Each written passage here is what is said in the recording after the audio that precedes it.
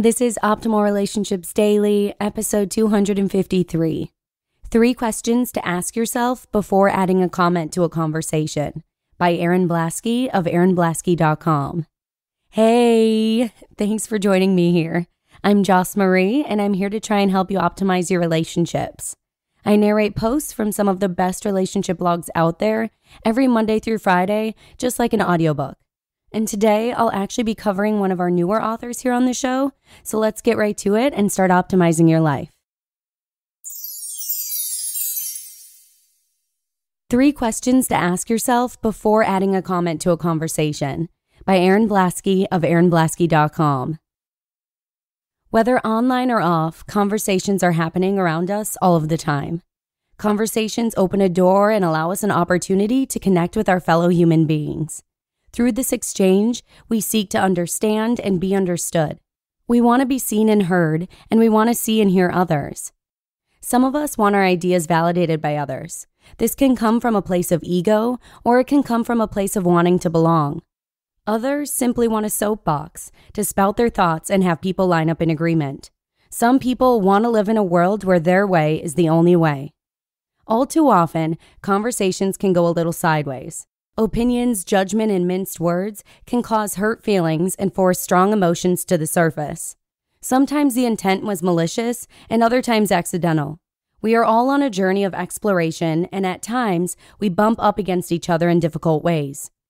I read a quote once that said something along the lines of, quote, "We listen to respond instead of listening to understand," end quote. And I found myself nodding furiously in agreement. Our society moves so fast and is so on and on and on that our inability to be patient extrapolates out into our interactions with each other. We dive down people's throats before we fully understand their intent. We rally together against a common enemy without all of the facts.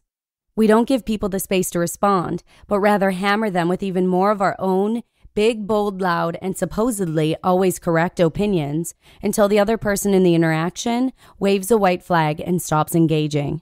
And then, when we've been rallied around by enough people with our same opinions and the other person retreats, feeling defeated and misunderstood, we feel victorious. Ha, I showed them. There is, however, another way in which we can move forward. A way that we can put our comments to a litmus test before throwing them around so carelessly. A way to be more compassionate, seek to understand, give people a chance to respond, and give ourselves a chance to have a more open mind. We can listen. We can add our opinion when it feels useful, helpful, and when it's loaded with the best intent.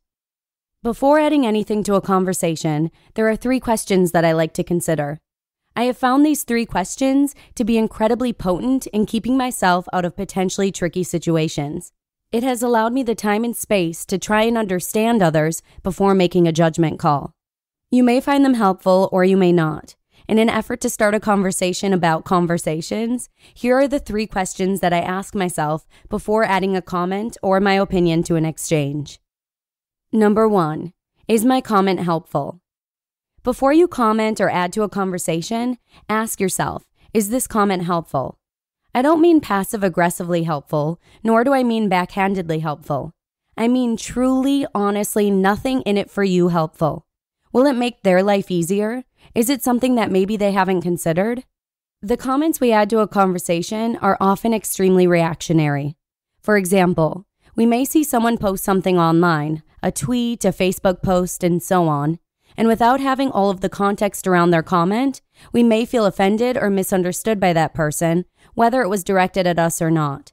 When this happens, we can often find ourselves slinging a comment back to that person that is off the cuff and at times off the mark. This reactionary behavior is often extremely unhelpful. Instead, if you find yourself in a reactionary space, ask that same person a question. Start a dialogue. You may find that the person didn't mean what you thought they meant, and it opens you both up to a healthy and enriching exchange. Number 2, who am I adding this comment for?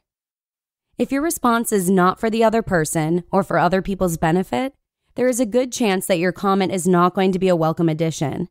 Here's why.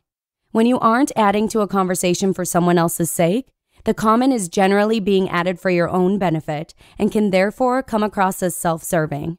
Move into the habit of asking yourself who the intended audience is so that you can truly add benefit to the conversation rather than simply standing on a soapbox. And number 3, am I willing to entertain an opposing idea, or am I simply trying to prove that my way is the right way? If your comment is helpful and you're adding it for the benefit of others, the final test is to ask yourself if you are willing and open to have your mind changed or your opinion shifted. Conversations are meant to be exchanges, information shared back and forth. They aren't meant to be sermons or lectures. If you are unwilling to see another side, or you simply want to blast your opinion until the other person concedes, there's a good chance that it won't add value to the conversation. In fact, it'll likely just make people upset and shut down from the conversation completely. Be open to having your opinion changed, and you'll become a better conversationalist. You'll find yourself asking more questions to better understand someone's position. You may even find that something in their way of thinking sparks a new insight for you. But you'll never know if you aren't willing to go there. You just listened to the post titled, 3 Questions to Ask Yourself Before Adding a Comment to a Conversation by Erin Blaskie of and&nbsp. It's no fun to have a conversation with someone who just talks over you or doesn't seem to have any interest in what you're saying. And the last thing I ever want to be is that person. So these tips will definitely come in handy. I hope they will for you as well. But that's all I've got for you today.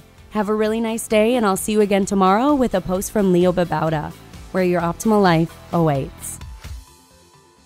Hello, Life Optimizer. This is Justin Malik, creator and producer of this podcast, but also Optimal Living Daily, the show where I read to you from even more blogs covering finance, productivity, minimalism, personal development, and more from incredible bloggers like Derek Sivers, Zen Habits, Mark and Angel, The Minimalists, and all the ones you hear on this show too.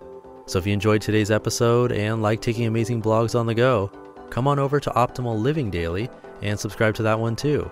And together, we'll start optimizing your life.